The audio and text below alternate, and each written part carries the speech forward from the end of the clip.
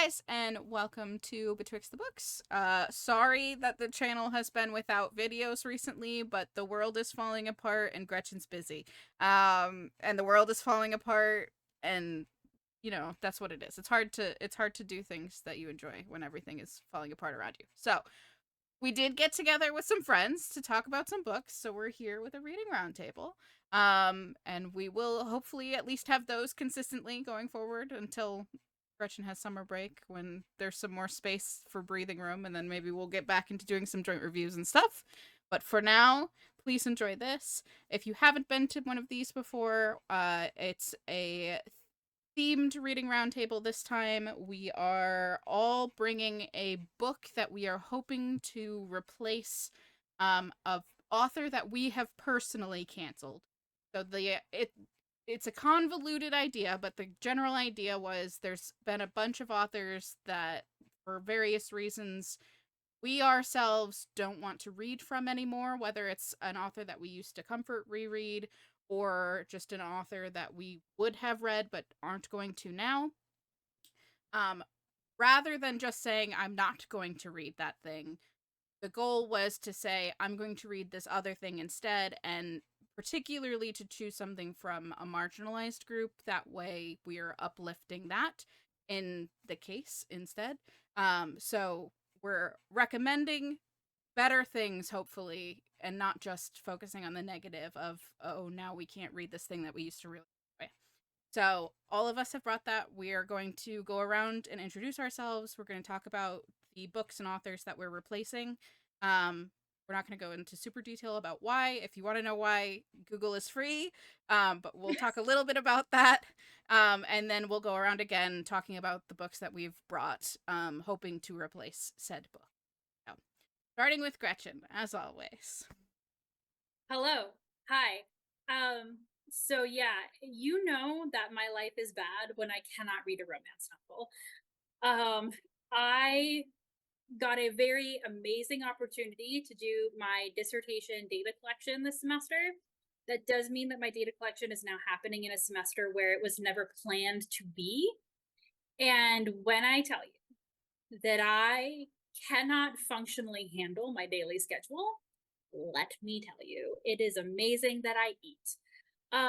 So yes, I have not been here. I have not been reading. I am, as many of you know, generally a romance reader. I often also usually read nonfiction. There's some scary stuff, history, stuff like that. But one of my things that I wanted to do more of this year was to get back into reading fantasy. I used to do that a lot, and I just haven't really been doing that so much anymore. And so originally for this, I was going to read a author that would replace Marion Zimmer Bradley. Marion Zimmer Bradley wrote Mist of Avalon. I think that's her most famous one. Um, and that was a very meaningful book for me. I was introduced to it to college by one of my favorite professors of all time in a fighting females in fantasy and science fiction class that just meant a lot to me. And I really liked that book. As Michaela said, and also just because it's not worth talking about, she and her husband are accused of some very serious crimes. And I was going to read, and I'm just going to say this here, City of Brass by S.A. Chakraborty for this. However, that is a fantasy novel that is over 500 pages long. And I really should have thought that through. So instead, I am going to be replacing Sherman Alexie's The Absolutely True Diary of a Part-Time Indian. And I cannot wait to talk about the author that I have chosen with you guys. I got to meet him, and so I'm just really excited to share that with you. I think that is me next. I am Emily. I have been here a couple of times. Hello. I am typically a fantasy reader with a strong secondary emphasis in science fiction, but I do branch out of that a fair bit in fits and starts mostly, but I do. I today brought a replacement for the British lady who shall not be named, um, because I don't want to deal with it on the interwebs. We all know who I mean, and we all know why I'm trying to replace her. I am very personally affected by the results of her behavior. And I can't like justify for myself continuing to participate in any of it. And so I went looking for potential replacements for that series. And when I chose my book, I was taking into consideration both the target age group and then also the series length as a whole, because you can't say that like a standalone book is equivalent to a 7-book series. Like it's a completely different reading experience. And so that was something that mattered to me when I chose The Alchemist, which is the start of a series by an Irish author. Yeah, nice. My turn. Uh, my name is Erica. I am typically a reader on the sci-fi to fantasy spectrum. I kind of treat it as a spectrum more so than a set. Um, and when I'm not reading those, I'm a big devourer of nonfiction, primarily science writing and philosophy. And when I do read sci-fi and fantasy, I want it to hurt in a very specific spiritual way. So that's where I'm coming from. And the type of hurt that Neil Gaiman has caused me recently is not the kind I'm looking for, but the Anansi Boys by Neil Gaiman is the one that I am replacing today. It is a book that met me at a really weird time in my life. It incidentally also met my mom at a weird time in her life because she was going through my books because she had to live with me for a period of time. And we both bonded over the experience of like, what are we reading? Um, but now I don't want to read it anymore. So I am reading instead Black Leopard, Red Wolf by Marlon James for this. And I will have more to say about it after that, but I'm very glad I picked it up for the reasons that I did too, because it's made the reading experience a lot richer than I think it would have been otherwise. So yeah. Awesome. I'm excited to hear about that one. I haven't had I've never actually gotten a chance to get to it, so It's like 650 pages long. that's why I haven't gotten to it. I forgot to look at the page count when I picked it up for this, so I only have so much to say for that reason. So I can't. Funnily enough, I'm also replacing Gaiman. So same thing. Hi, I'm Michaela. You should recognize me. I am a speculative reader for the most part. I tend to live more so in the horror genre. And if I do sci-fi and fantasy, sci-fi than fantasy, but I do all speculative books. Um, Most of the time I'm reading queer books, and that's true again today. So I, rather than picking like a specific like book one-to-one to replace, just was like looking at what authors other people say have a similar writing style to Neil Gaiman overall. And Julia Armfield was recommended, and I already had this on my shelves. It's one that I've been wanting to read for a while, so I decided to pick up Our Wives Under the Sea. um I'll talk a bit about why I feel like it maybe was an okay comparison, and other reasons why I don't think it like so much works as like a one-to-one Gaiman replacement, if that's like what you're looking for. But I'll talk a bit about that when I go into it in details. Um, but yes, yeah. So that's my house. Normally I live in horror, but I read all over the speculative place. You'll find me everywhere. I go all over the place. There are no rules. Anyone who's ever watched our channel can confirm there are no rules. So, in my effort to read a different native writer than Sherman Alexie, I am really excited to talk today about If I Ever Get Out of Here by Eric Gansworth. Now, there are reasons to replace Absolutely True Diary. Um, outside of Sherman Alexie, there are like I'm used to be a librarian. I live in the education space, and there are people who, even though they recognize that it really, really is interesting, and particularly to like young male readers, there are other issues with it, such as particularly the objectification of the female character, which gets even creepier when you know what he's done. And one of the other things that's always really interesting is, and this is a video I did a really, really long time ago on this channel, but we've talked about it since, about where is the YA for boys. So it's already really difficult to find like another Native author doing a similar story, but like also finding a YA book targeted for boys that they would want to read in a healthy way. Like it's a really, really tall order. And I don't think that this book is the perfect book, but I think that it fits a lot of those things. And that's why I think even for a story for like high school age boys, just generally, this is a good book. But anyway, this is set in 1975, and it is laden with music references, particularly the Beatles. Like I think every chapter title is a song title. There's a lot of musical references, and the friendship that is built in the book is built around music. So especially if like you like at this point oldies music, that could be really interesting. But the main character is Lewis, and he is a Tuscarora Indian living on the Tuscarora Indian Reservation in 1975.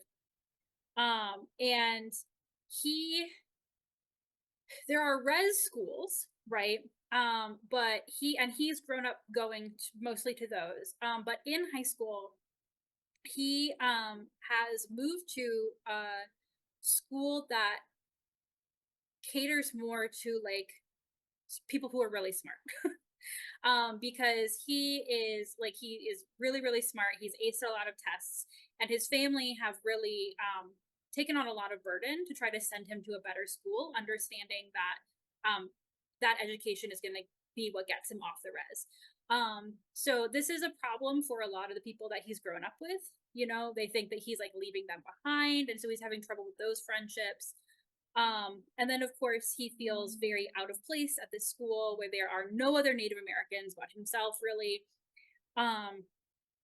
But he makes friends with a guy named George. George is white, and his father is in the Air Force, so they move around a lot. So George is used to being the new person at a new school, and he and Lewis bond over their love of music.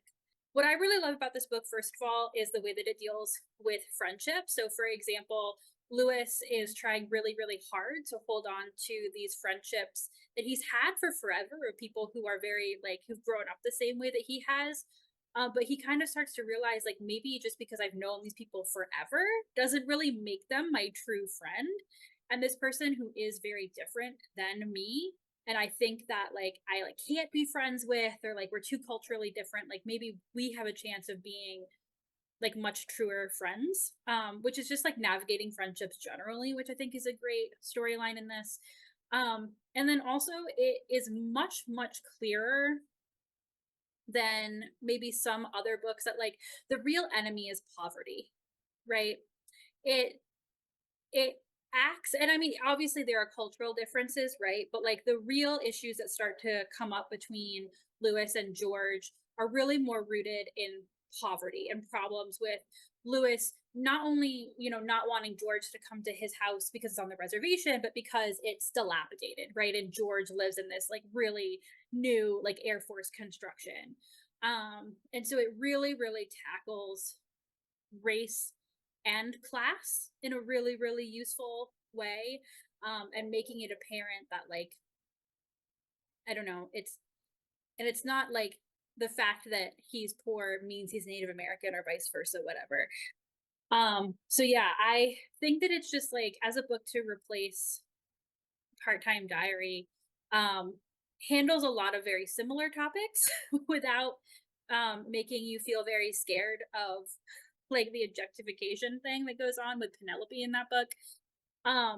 But also just being a book that you could introduce in any classroom As again, high school boys are navigating friendships, they're navigating like class differences and like in group, out group, what group, where do I belong, and how do I find those people? Um, and then again, the music references, if you get them, are really, really fun as well. Again, I don't think it's a perfect book, um, but I also got to meet Eric Gansworth, so I'm a little biased. He's lovely as a human, which is always nice to know that you can support. And I will say that he has also written a biography. I believe it's in verse. So yeah, the book is Apple Skin to Core. It is technically also YA, but it is the story of his life in like a poetic form. Probably wouldn't want to say in verse. But I know that like things like Kwame Alexander's books, which are told in verse, are also a really big hit with the teen young male boy demographic. And so for someone also, not that you should replace Kwame Alexander because Kwame Alexander is amazing. He is a god and I love him. Like that is also a way if you're looking to add a native voice to like a bookshelf somewhere, that's like another entry point with his books that you could use. And yeah, those are the books that I brought. Do you have any questions? I think you did like a really good job of like nailing that down. I don't even have any questions. So I love that for me. I can not talk anymore and hand it to Emily. All right. Okay. So I brought The Alchemist, spelt with a Y, by Michael Scott. It is the first book of a 6-book series titled The Secrets of the Immortal Nicholas Flamel, who turns out to be a real person, which I did not know until I bought this book, so that's fun. I'm smart, I swear. I don't know.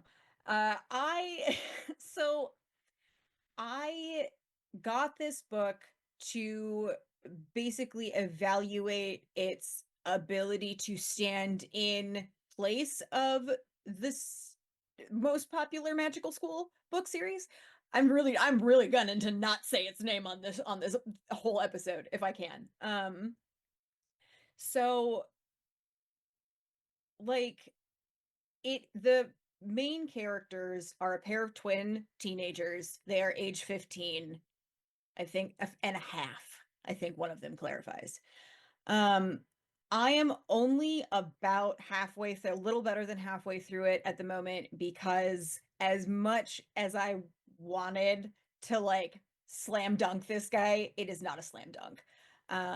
The plot itself is really compelling. It's very interesting. The events as they happen and like the order of operations is very interesting. And like there's a lot of really excellent verbiage being used throughout. I think as a YA series, it's definitely for the more erudite of the group and the ones who are willing to sit with a dictionary beside them if they need it. Like he really goes hard on some of his SAT words, I'll be real with you. But as a former spelling bee winner, like I appreciate that personally, but I know that I'm also just like that. The problem ultimately with it kind of, I think, is threefold. The first aspect is that the chapters alternate in perspective between the teenage twins, but so far only the sister of the pair, and then all adult characters, including the villain. So we've bounced so far in the first half of the book. I have bounced between both teenagers, Nicholas Flamel, Nicholas Flamel's wife, and the villain character of this book. And the chapters are not marked when you change perspective. So you just start a chapter and find out somewhere in the first or second paragraph who you're with. Because it's not always immediately clear, except that like the style of the sentences kind like the prose style kind of changes between the teens and the adults. And I hate to say this, but not in the most complimentary of ways. Like Yeah. it's sort of it's I'm not gonna say it's dumbed down for the teenage voices, but like it's definitely just like, do you know how old 15 is, Michael? I'm no longer convinced Michael knows how old 15 is, to be perfectly honest with you. And were I 15 reading this book series, I would feel a little bit condescended to, personally. And yes, I was precocious, but still, it's a thing. My other major complaint about the book so far is that the quality of the prose just has like no emotion to it. It is the hollowest, nicest prose I've ever read. I like genuinely when I tell you the descriptions, like they sound good. Like the sentence, the words are lovely. I have a very clear image of what it is I'm supposed to be seeing. I understand effectively, approximately at least, like what the teenagers are like gunning for when they're having their thoughts and their conversations and whatever, but there's no emotion in it. There's no tension anywhere in any of it. And so far, like the first half of this book has been incredibly tense. They're like gunning they did borrowed someone's SUV. He's 15. He's the boy is the only one who is capable of driving, and he doesn't have a license. He's only driven on like back roads because his parents are archaeologists, and now he's driving through San Francisco in the middle of the summer across the Golden Gate Bridge, gunning it, by the way, like full speed ahead, you know, down the bridge, because the Morrigan is one of like the villain characters being brought in through like the elder race situation. It's a whole thing. Like it's like an archaeologist's wet dream, okay? It's a whole thing. Like any if you're into archaeology and like a teen and into the like, go for it. 100% try it out, because like it's so deliciously nerdy that if you know what the teens are talking about, I'm sure it's so satisfying. Like I will absolutely give it that.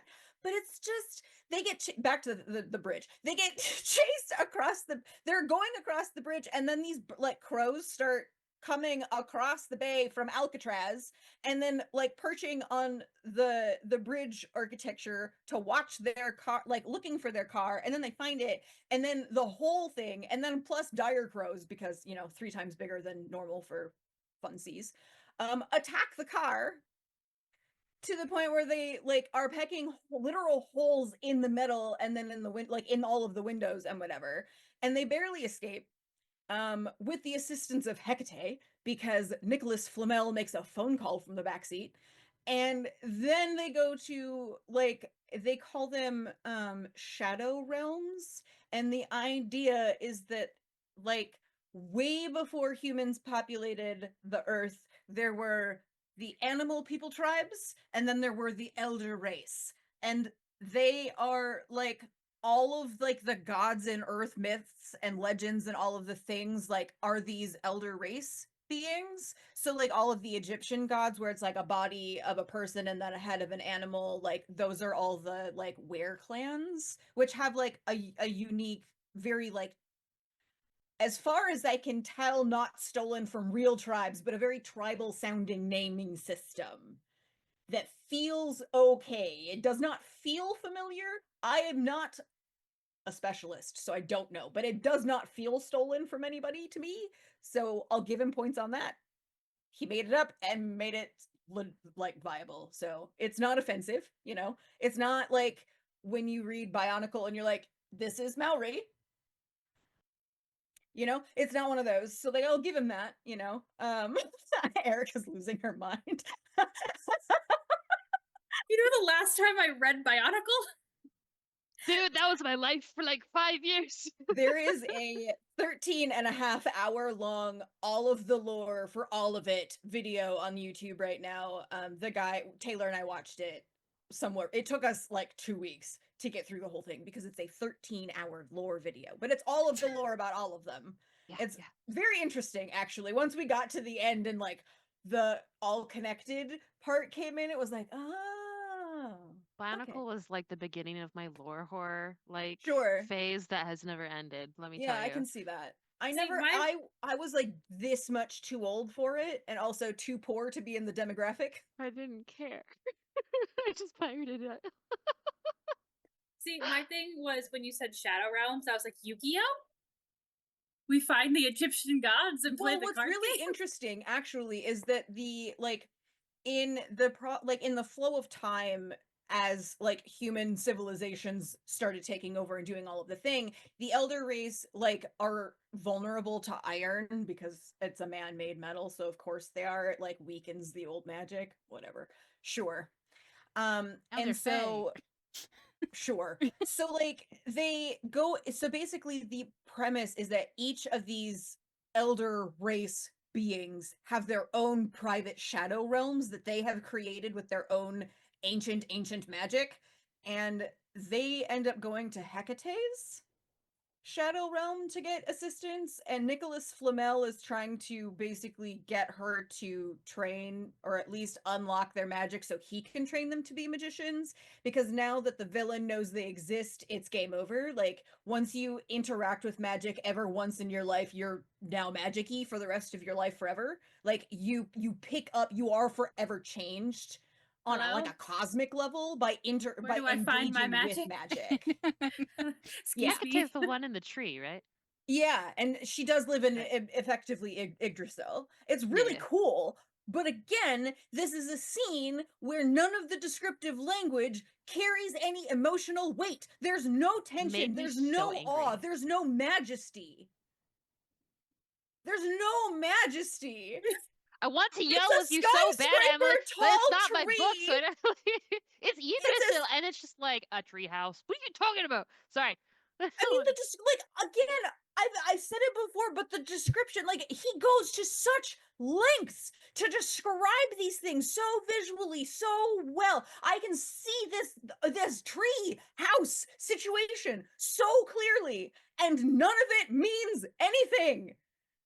To the left, this branch over here, and to the right, this branch over here, sort of Not writing. quite, not quite, but yes, genuinely. Like Yes. it's Yeah. all of I the tried. Yeah. sentences. It's like whoever edited this manuscript clearly has a past in journalism because they over edited it the Mm, way that articles get edited. And I am yep. saying that as a former tech journalist Hmm. who is now struggling to stop editing my own creative work and especially academic work in that tone, because you all of the writing for these things, the voice is so completely different, the flow of it, the way you construct and like lay out a sentence and the way that it flows Yeah. and moves, you have to use short versus long sentences very intentionally and very differently in a novel versus in an Yeah. article about something. Well, And and I it even just yeah, and I I'm mean really that sorry. style, I know exactly what you're talking about because it even shows up somehow in nonfiction writing. The Mm-hmm. nonfiction of someone who used to like or is a journalist, like when they take their long form investigative journalism and they write a book as opposed to somebody else.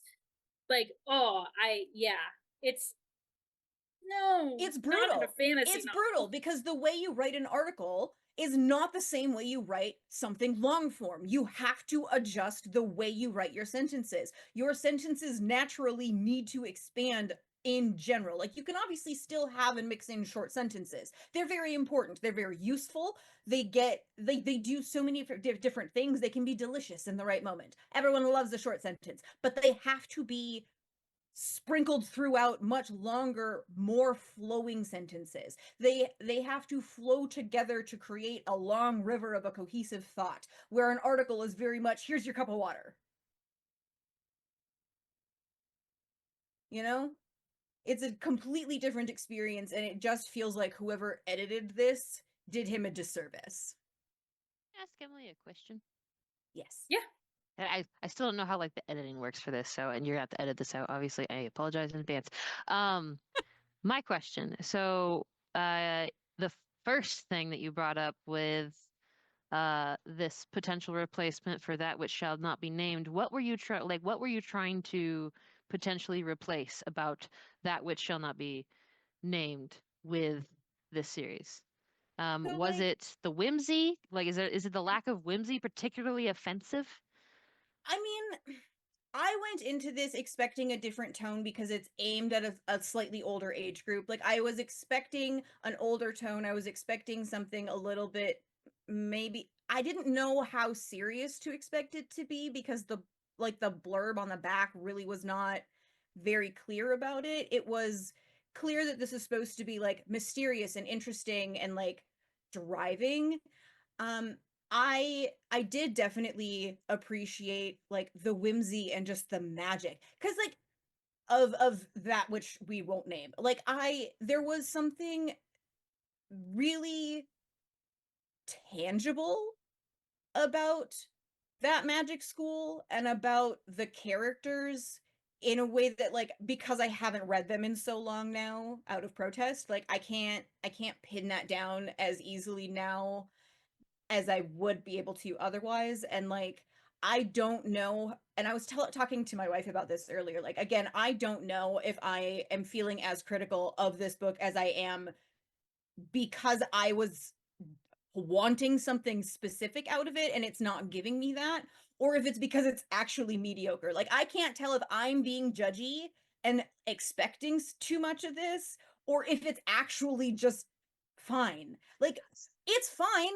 I don't think it's a bad book. It's just it's Oh, missing I read something. it, tried to anyway. I got through maybe 2/3 of it. The Alchemist. Yes, Yeah. and I stopped reading it to switch over to audiobook. I was like, well, maybe my dyslexia is just getting in the way. I'm having a hard time with the prose. It was worse. It was like so much I worse in I audiobook read like form. two paragraphs to Taylor earlier this evening, and And I it's I like, know the what? audiobook would be Yeah, worse. it was worse. And I had a similar experience. So I wouldn't accuse you of being a prude, at all in any sense. It really just does not read well. The prose somehow buries these incredible ideas, and these incredible beats in the story, and it's very frustrating. I found it an incredibly frustrating experience.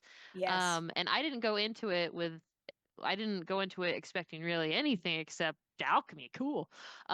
So I had the same experience, even though I went into it blind instead of trying to like replace out something else. So That's I'm here to really validate that reassuring. experience. Yeah, it's that experience. People who are less sensitive to prose, like my partner like will it can't see the difference between different types of prose like at all. Um, Enjoyed it, like kind of didn't go back to it, but like enjoyed it partially because they're blind, more or less, to Oh, okay. the poetry or lack thereof, which I thought was interesting. So I just want to validate that experience for you. Sure.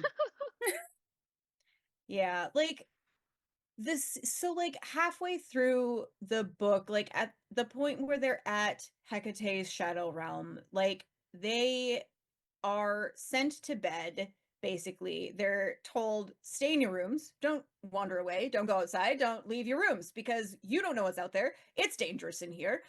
I'd rather you didn't die in the middle of the night. Don't investigate any laughter. You don't want to know. Sleep tight. And then she leaves, right? And so, like, they immediately look at each other and they're like, so we've got a GTFO, right? Like, we should leave. And they immediately decide that, yes, we should leave. And so they pack up their stuff and they literally leave the treehouse. They find their way back out because Josh, the boy teen, is like super into video games. And so, of course, he knows how to track the changes in wall patterns and colors to like navigate a maze and find his way back out because that's a video game trick, you know. So Sure, yeah. after all, As a person video who games are plays great. video They're games, super don't we useful. all? Like, nice try, Michael. I see you. Nice try.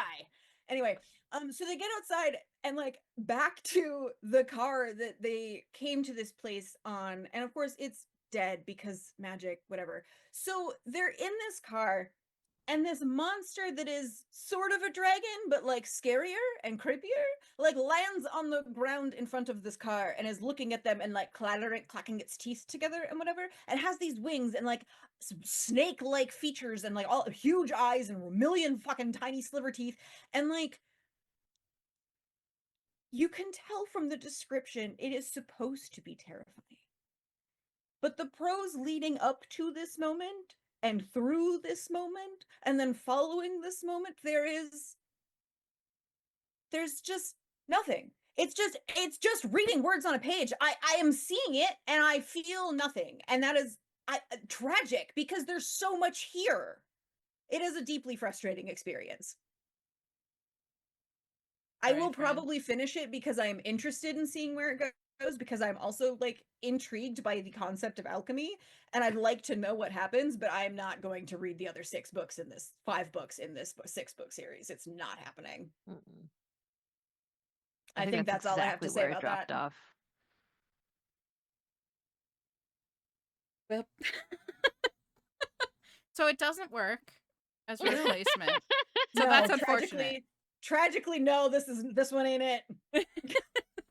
All right. This one ain't it, folks. Apparently, Naomi Novik just published a new Magic School book series, though, and she is a phenomenal writer. I'm not super familiar with her work, but my wife has a bunch of her books, and like should have seen her face when she mentioned it. So if you are looking for a replacement, Naomi Novik is a very good place to start. I have the first book on that Oh, shelf. how about that? Yeah. I think it's in my Kindle somewhere. All right. So as Emily lowers her blood pressure, Erica,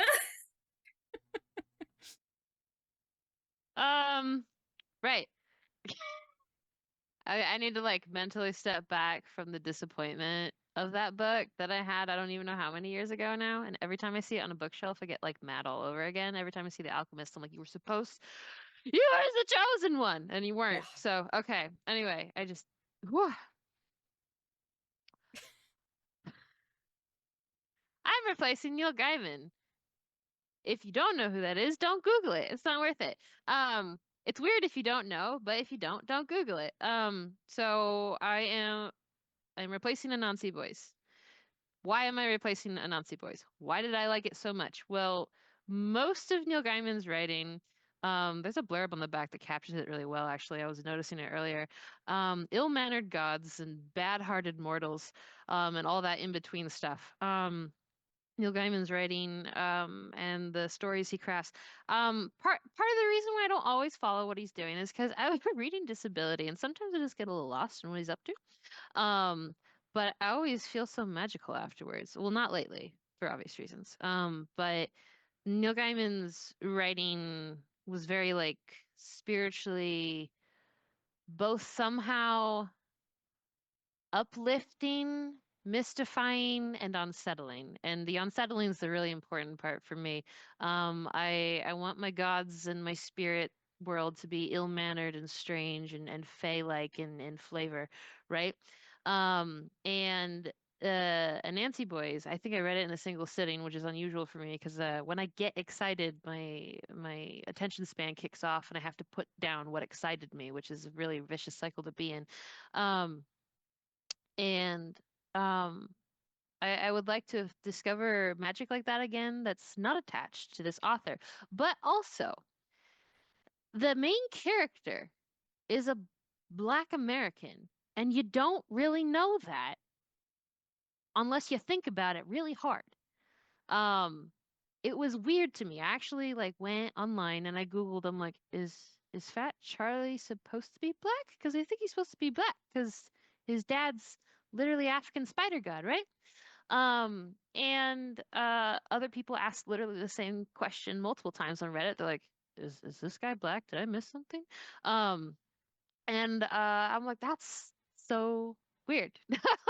Like, that's a really weird detail to leave out, is a single mention of anyone's complexion, especially if you've put a Black American man inside the UK, engaged to like a proper white little English woman, right? And I was like, okay, so what I'm going to do is I'm going to seek out Africana spiritualism fantasy stuff that scratches the same itch, but doesn't make me go, is it is this man black or did I miss something? Because again, if the story makes you go, wait, that there's something wrong. So I literally went looking for like I think I just put in like Africana or African spiritualism gods Anansi, that sort of thing. And Black Leopard Red Wolf is particularly popular right now because it was only recently published in 2019. And the author, I grabbed it right away because the author is Jamaican. And I was like, yes, you're not going to make me think, is this man black question mark? Because you probably know better. And it's it's the premise that I read it very briefly, just dove straight into it. I really should have looked at the page count at least. Is it's fantasy and it's spiritually strange. And it's rooted in a lot of African history, right? And uh when I said to myself, I wanted something that feels a little strange and very whimsical. Um, I invited the universe to give me something that was really difficult for me to read. And not in like a bad way either. The kind of reading where I'll read 2 pages, I'll close my Kindle, and I think about it for a second to internalize, what the hell did I just read? And then open it back up again, and then close it again. Yeah, if any of you have read American Gods and you read that beginning, that toward the beginning scene where you're like, did she just eat a man with her vagina? She did. Like that, yeah, She I know, did. right? Like and like the emotions and the strangeness and just the whole feeling, like that is this whole experience of this book for me so far. It's just like, did you all right, and we're just gonna move on. All right. And the prose is so much more, the prose is not in like standard American or standard British English. I think it's written with an intentional, like Jamaican English slant or whatever, which is fine for me and my reading disability because my reading disability says something seems off, but I understand anyway because all English is strange to me, right? Um, and it is scratching that itch and then some. It is already like immediately, it's a queer story, it's a genderqueer story, it's a sexuality is queered, um, tradition is queered, modernity is queered, spirituality is queered, everything. It's just, it falls straight into these spaces where it makes sense to say it's been queered. And I, how do I put this? Um, it made Neil Gaiman's handling of Anansi and Anansi boys feel really amateurish, which, like, I guess makes sense because it's a white British guy dealing with African deities, and there's just a lot of like nuances and stuff, and background and basics, honestly, that he's just not going to include. Um, but yeah, it is. I'm happy to report that it's scratching that itch that I didn't actually think this exercise would scratch. That being said, it is like 680 pages long. I cannot say I'm done with it. But I am aware of how it ends, and I'm aware of like the framing for it. Um, and I would recommend it to anyone who is looking to replace some of that weird magic that you can never quite put your finger on. That Neil Gaiman delivered through, The Sandman, Anansi Boys, American Gods, what is it, like Lake at the End of the Lane or Ocean at the End of the Lane? That book messed me up. um yeah, I would recommend it because it's scratching that weird unsettled spiritual itch, and the prose is just absolutely delicious. You have to walk into the prose though expecting it to be feel odd, and don't expect to really be able to understand everything that's going on screen until like 200 pages later, when you've like gotten into the groove of the way that the author uses particular words and imagery to communicate these feelings. It's all feeling. It's the opposite problem of The Alchemist, which is just like, here is a description of a thing that is happening. It is, there are certainly things happening, but I'm not sure what it looks like or what I'm supposed to feel, if anything, but something's happening and it certainly feels like something. So that's a brief summary of my adventure with this particular book. Um, I've had to take it slow though. I've had to take it really slow because I I wasn't sure if we were fucking a leopard or a tree at some point, and I was getting really confused. But yeah, anyway. I don't know. As long as there was consent involved, Oh I yeah, mean, enthusiastic consent was involved. Yeah, Were we fucking a leopard? I think it was a leopard man. Okay. I mean, it's a sentient being that can give consent, if that's what you're concerned about. I'm not. I'll read it eventually, probably. And like it wasn't like gratuitous and long. It was just like the author like is really good at putting in those few details where you're like, I know exactly what's going on, and you only needed to give me 10 words worth to tell me exactly what's happening. Yeah. I used to read Laurel K. Hamilton. Okay. I mean, Erica, this is clearly like, but I mean, would you categorize it as like, is it a horror thing? Because you said it was unsettling, but is it? It's Mm. not like horror. Well, if so, whatever category you want to put Neil Gaiman in is where I would put it. Okay. There's usually elements of horror in a lot of his Yeah. books.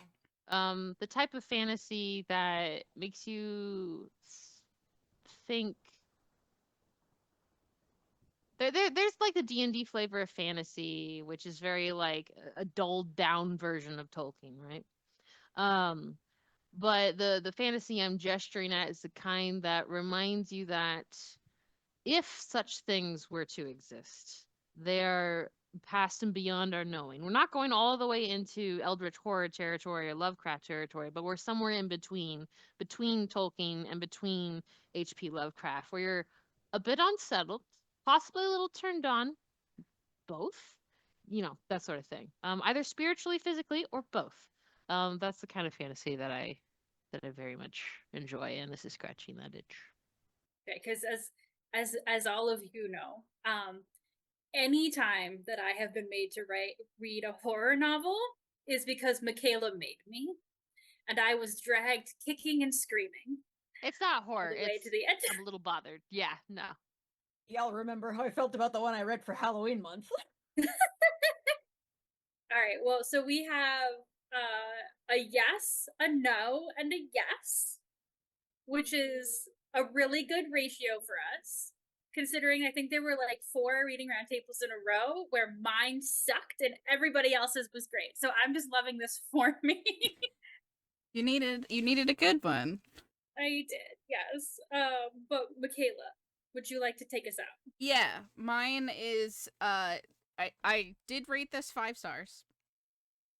But as far as a replacement for Neil Gaiman, I don't think it works.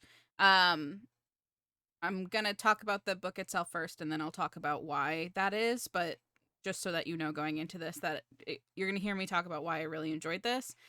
Just know that, like, oh, Michaela really liked it, so it's a good pick for no, it's not. That's a different thing. So, Our Wives Under the Sea is, for one, I would put this under literary fiction, so it's not fantasy. It is magical realism, so there's definitely Gretchen would hate it. Gretchen would hate it. Gretchen, don't read it. Okay. I'll read it. It involves 2 women who are married. One, it flips back and forth between sort of 2 different times periods. One of them has recently come back from having been in a submarine trip for 6 months at the bottom of the ocean. And then the other like POV is of that woman during that trip and like what happened. So the first POV is her wife trying to deal with the after effects of what's going on, and then the second POV is like what happened when she was in the submarine. The magical realism elements, for the most part, are in the after the submarine trip part. There is slight horror elements in the submarine part. So if you are not a person who's okay with like people going crazy, question mark, eldritch creatures on the bottom of the ocean, that sort of thing, yeah, don't read this one. But if you're cool with that, which I think is where they're getting, oh yes, this is the Gaiman thing of like there are these things that we just don't know because none of us have ever been down there type thing. But this is a very sad book. It is about grief. It is about the way that like we lose people who are standing right in front of us. The effects of this trip on this person are represented through the magical realism elements of her very slowly turning into a jellyfish creature ? Like she's no longer solid. Very slowly over time. And I think that's meant to show the like whatever happened to you is now made you completely unknowable to me. You are no longer the person that I fell in love with. There is very beautiful writing. I've highlighted some parts. Like one of the lines from the wife's perspective that I like hit me like a ton of bricks was, I want to explain her in a way that would make you love her, but the problem with this is that loving is something we all do alone and through different sets of eyes. And I'm like, yes. like I want to describe what my wife used to be like so that you can understand like and fall in love in the same way that I had of her, and now she's very much not this anymore. um there's elements of like a mystery because they keep calling it the center, as like the research folks that they were working with to go onto the submarine, like is like an amorphous government ? Science ? What are they doing? Did they cause this weird jellyfish thing? Did the thing in the ocean cause the jellyfish thing? We don't know. It is not explained at the end, which Gretchen would hate. 100% she'd be like, but you never explained what happened. I didn't need it to be explained because that section of the book is just up until they see the monsters. And I think if you spend any more time than that with a creature, it stops being scary. So for me, perfect. Nailed it. You did it. I didn't need to know more. The one storyline was very much like this emotional thing of like trying to cope with what was going on. And then the other storyline was this like weird, creepy sitting with yourself and two other people stuck in a submarine type thing, and everybody's going crazy. This I is like loved it. massive Annihilation vibes. Yes. That's Is what I what- was thinking. Yes. And I would say if I was getting rid of Jeff Vandermeer, this would be one that I would put forward more so than Gaiman, because it lacks the there's like a comforting thing with Gaiman. Even though he does have a creepy element to him, he's very much like, this is like a nice time and a nice story I enjoy being in. I don't think that that's like my biggest problem with this as like a replacement for Gaiman. It's like you've picked some elements of Gaiman's story, but the tone is wrong for Gaiman. So I loved it. It's a queer book. Again, it's sad. The ending is sad and it is unresolved. So if you are a person who cannot deal with that as a reader, like you would feel uncomfortable, like Gretchen, with like not knowing all the answers. I liked Annihilation, for the record. Fair. In my defense. Yeah. I feel like this is worse than Annihilation though, because you at least like get to see what happened to her in Annihilation, like for the most part. Like you know what caused the stuff to go down. Like you're with her the whole time. I feel like. I don't know. I feel like there's more closure in Annihilation than there is here. But yes, so like I don't think it's a good Gaiman replacement. I do think it's a good book, and I would recommend it in general outside of that for certain types of readers. Yeah. You said something about Gaiman's there's this element of comfort in the unsettling with Neil Gaiman, and the Black Leopard Red Wolf. I would say that there is asterisk, depends on what you mean by comfort. Degrees of comfort. Like the narration definitely encourages you to find comfort in not knowing, and when the character presses against not knowing because he's looking for comfort in knowing, every time he does eventually know something, he is uncomfortable. The unknowing is actually a more comfortable place and an easier place to navigate, which is important because his name's Tracker, because he tracks people and things. And just being able to sit in that in-between space where you immediately understand what you need to do. You may not understand why, but you do understand your place in the world, sort of comfort. So it depends on what comfort means to you as a reader. I think Gaiman also does that, where the comfort comes from being comfortable in something that is otherwise uncomfortable. You have like knowing your place in it, even if you don't understand it.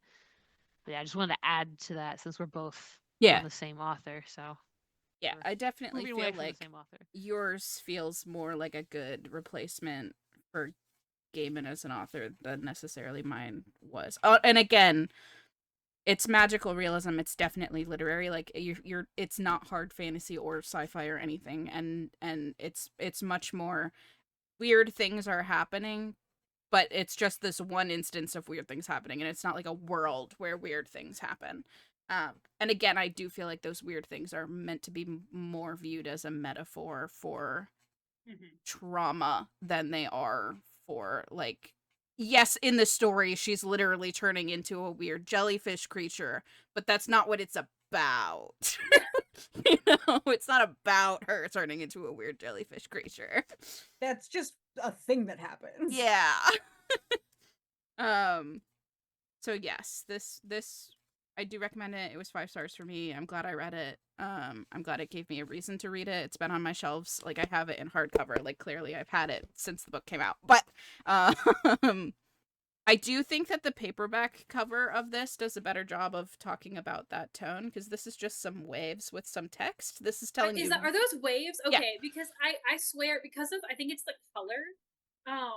When I was looking at it, like I thought for a second those were sand dunes, like I with the also thought, yeah. coloration.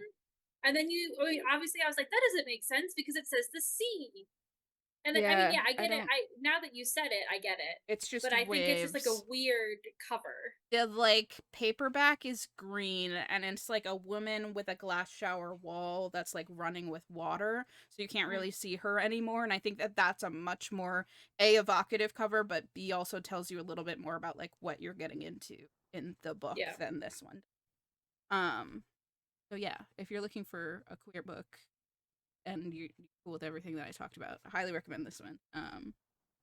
You know, I actually was just thinking about it. I wonder if Sharks in the Time of Saviors by Kawhi Washburn Strong wouldn't ultimately serve as a Gaiman replacement. I Mm, haven't finished it. I've only made it like somewhere. I think I'm like a third, a little better than a third of the way through it. I had to put it down and I haven't gotten back to it. It is a book that is merging like Hawaiian myths and legends and Hawaiian gods with like a modern experience. And so it's really fascinating. Actually it came out in March of 2020, and actually it was right after it came out. Michaela invited me and Taylor to watch a live stream where he was talking with Schwab question mark. Yeah. And so I bought his book after that, and it's really, really compelling. And Erica, I think you would actually really love it. Just based on the other things that you've said tonight, I think you would really enjoy Sharks in the Time of Saviors. You're muted. Because I'm typing. I'm looking it up literally right now. I can also say if you're a person that really liked Gaiman's short stories, because my introduction to Gaiman was in high school through Fragile Things, which is a collection of short stories. Um, Ellen Klages has a collection called, I think it's Wicked Wonders, which I think very much is like the same vibe as Gaiman, like a little bit creepy, a little bit fantasy, definitely weird fiction things going on. That one also is queer. um and I would highly recommend those if you're like a short story person. I know not everyone is, and I think that he's like kind of more famous for his novels than he is for his short fiction, but even still I can at least attest to that author. Another queer woman author instead of, you know, problematic man. Yeah, I have found some, as long as we're still on the game and topic of like finding other things to read, I have found some similarity in like the way magic is handled and like the tone in some of Kate Griffin's Matthew Swift chronicles.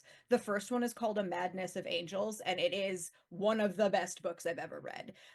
It is urban fantasy top to bottom.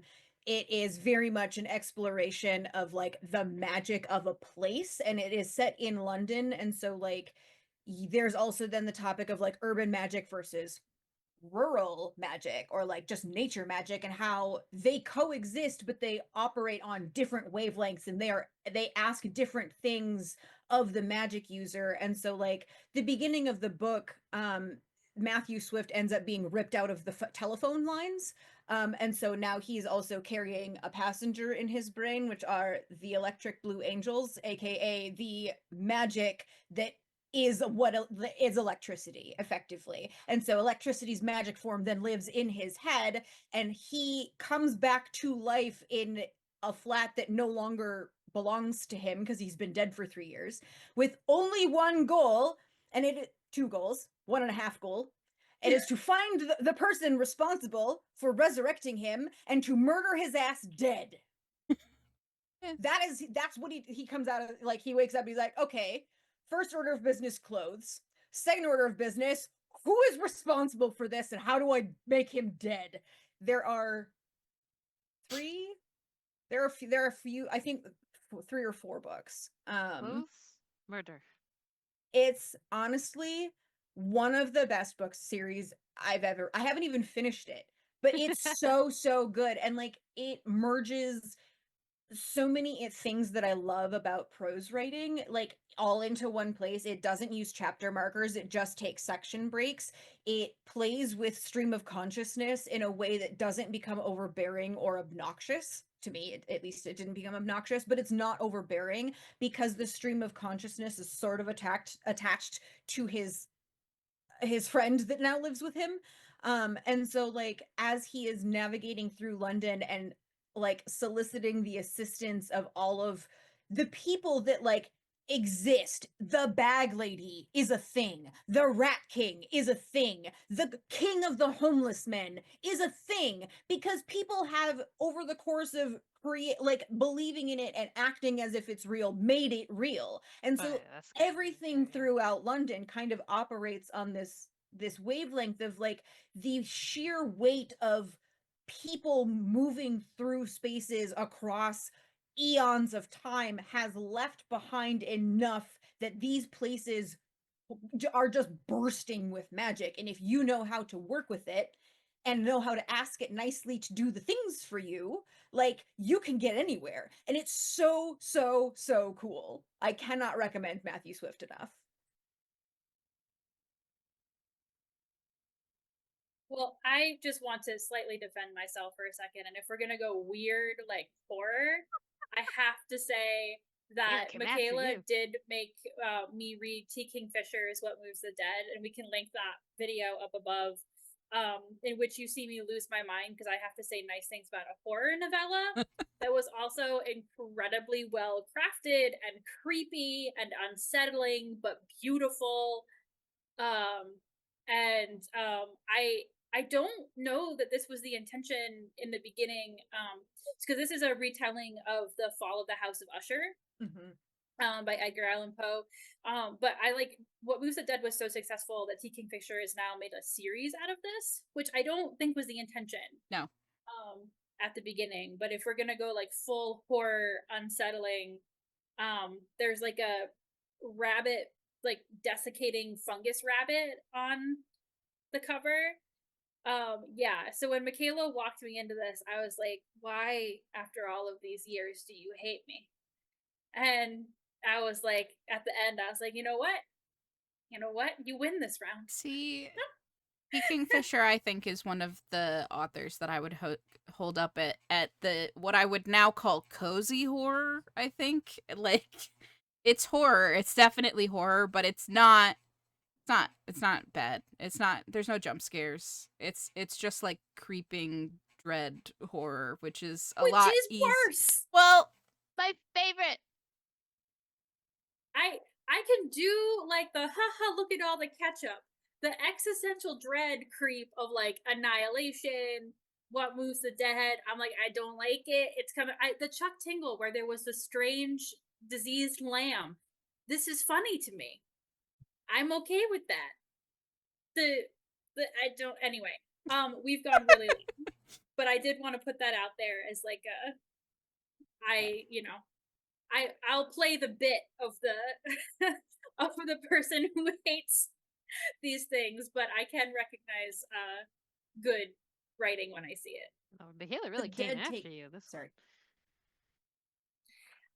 It's at this point her comments are warranted because I believe every single time she has made us read a magical realism book, I have just been upset.